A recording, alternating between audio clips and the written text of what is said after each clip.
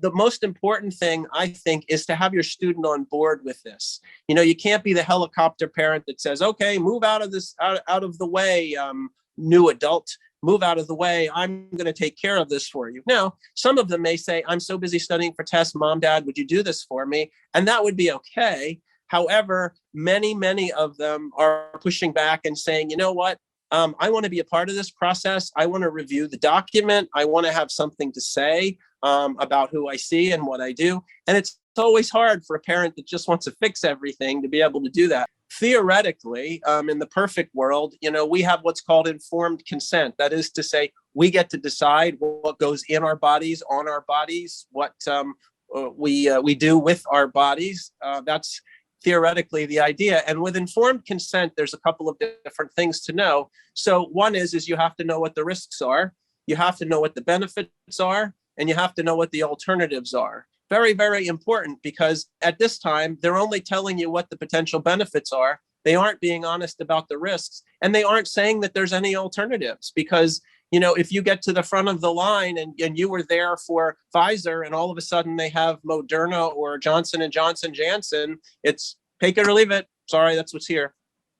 So having said all of that, informed consent is in shambles, and that's illegal. That's illegal, immoral, and everything but fattening, frankly and honestly. So you do have recourse under the law, and that's important. First thing to do is to go to the school's website and find out what they're asking for. That ideally should make them go away. It doesn't always. However, that's important. Another thing to do is know what other entities are saying. That is to say, the CDC website, the WHO website, the FDA website. There's a ton of government three-letter acronym websites and world ones too that you can use to help guide you, because I'm not saying that the WHO has been correct. They haven't. The CDC has been correct. They haven't. And the FDA has been correct, because they haven't. However, if you can cherry pick some things from those sites, you can quote them and you can say, well, the CDC says I have the right to blah, blah, blah, blah, blah, blah, blah. That's really important, because a lot of the schools are taking the position that, well, we're not telling you you have to have it. We're telling you that in order to be on campus, you have to have it. So you can be completely remote for your $70,000 education, just like you were last year. And certainly that's a theft of service, and that's another issue. So first, go to the school's website, go to the CDC's website, the FDA's website, even the WHO's website, and that will help you gather some information as to what you need to say. Now, when you prepare your argument, you need to have some medical backing. And you have to be careful, because obviously you don't want to give away too much personal stuff. You just want to give them what they need at a minimum. Don't give them anything to think about or argue with. Just try to make it happen and make it work. What I suggest, and again, it's a process and it's not going to be easy, and they will try to wear you down. I can guarantee you that they will try.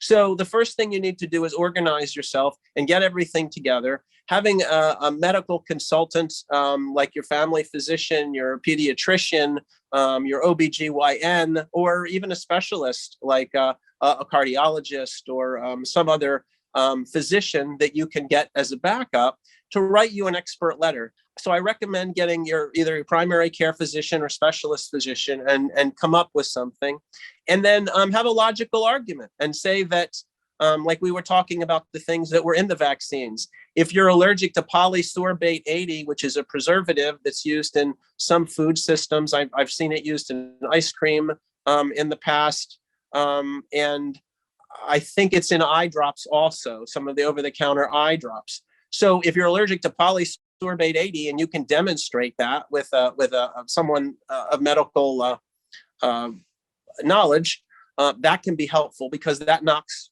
a few of them out right there. So polysorbate 80 is in 2 of them, and I'm not exactly sure which. So you'd have to look at the ingredient list, which you could Google online.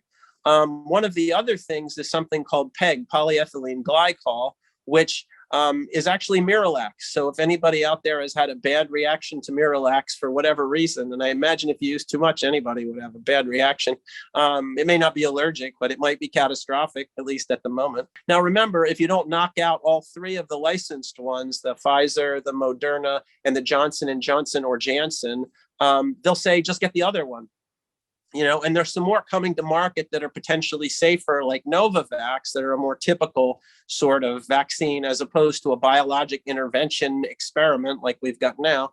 So you go to the school with, in the way that they wish. You can send them a registered letter. You can send it to the dean or usually the medical director. There's usually a physician who's a medical director in some way. And you also may want to look up their background and see where they're coming at this from, because if they're more conservative, you may go that way, or it tends to be more liberal, you may want to go that way, because the more that you can kind of engender their help in doing all of this, I think the better off you'll be. So at this point, what you may have to do is you may have to pull the pin on the legal aspect of it and basically call them on the carpet and say, you're advocating harm for my son or daughter, which is unacceptable, and it violates your practice of medicine, doctor, whoever you are. What you're doing violates your state's law. What you're doing violates federal law. What you're doing violates HIPAA and privacy law.